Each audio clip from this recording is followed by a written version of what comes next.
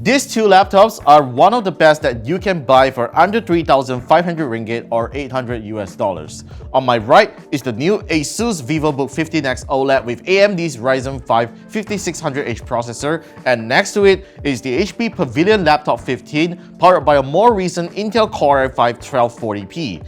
They are incredibly good laptops that I picked up recently and have been using for more than a week. So let's talk about which one is the better deal.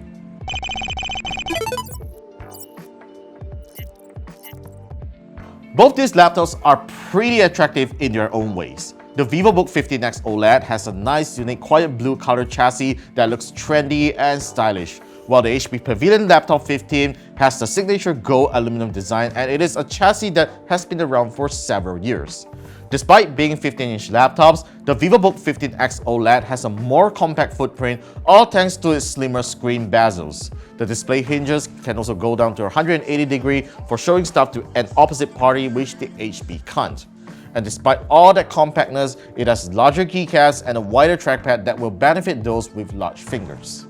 However, I like the premium paint job of the HP Pavilion Laptop 15's keycaps and the better numpad layout, as it doesn't feel too cramped if you're working a lot with numbers.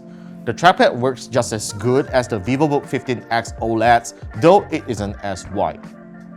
Both laptops feature 720p webcams on their top screen bezel, though both of them produce very average image quality, which is rather expected.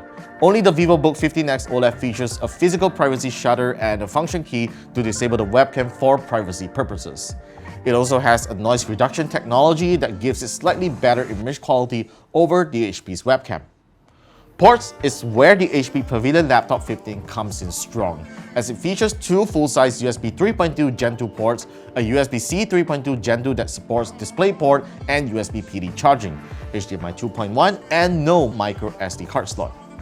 Although the Vivobook 15X OLED has one extra full-size USB port, they are unfortunately not as fast and modern as the HP's. It has two full-size and one USB 3.2 Gen 1, one full-size USB 2.0, HDMI 1.4, and no micro SD card slot. Despite that, I think the Vivobook 15X OLED still has pretty good port selection, not unless you are using faster 10GB per second external storage or want to connect to a 4K 60Hz display. It isn't exactly a deal breaker, but I do wish ASUS would stop including USB 2.0 ports on their Vivobooks. Thankfully, ASUS made up the imperfections with this stunning 15.6-inch OLED display.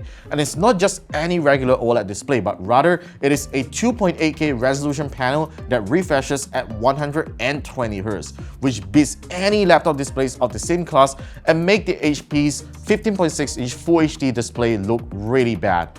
It is also a Pantone validated display like ASUS's more expensive laptops and covers the DCI-P3 color gamut.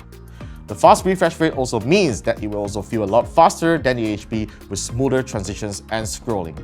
It is one display you cannot unsee once you set eyes on it.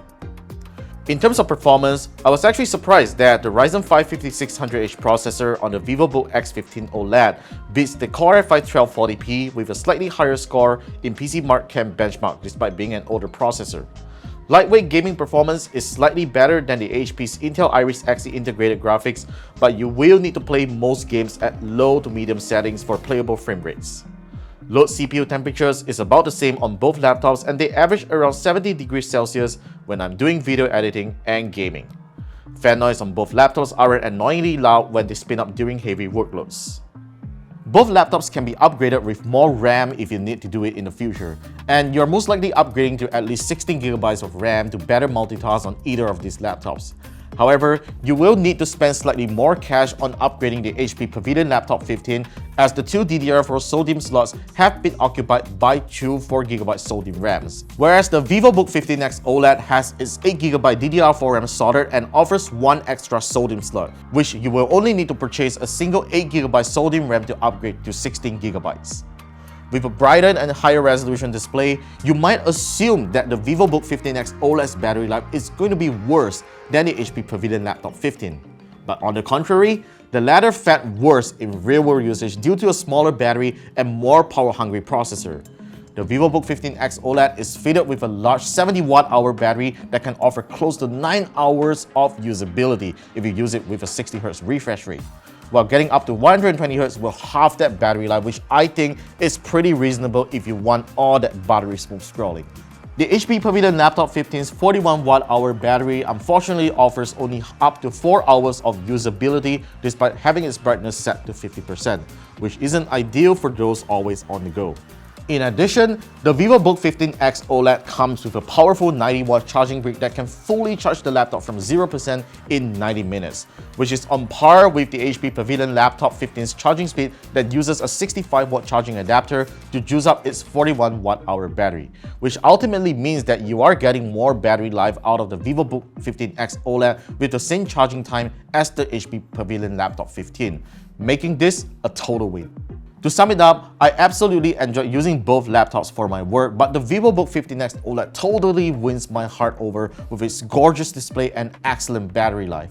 I also appreciate the smaller footprint it has over the HP, as most of my backpacks can't fit 15-inch laptops properly.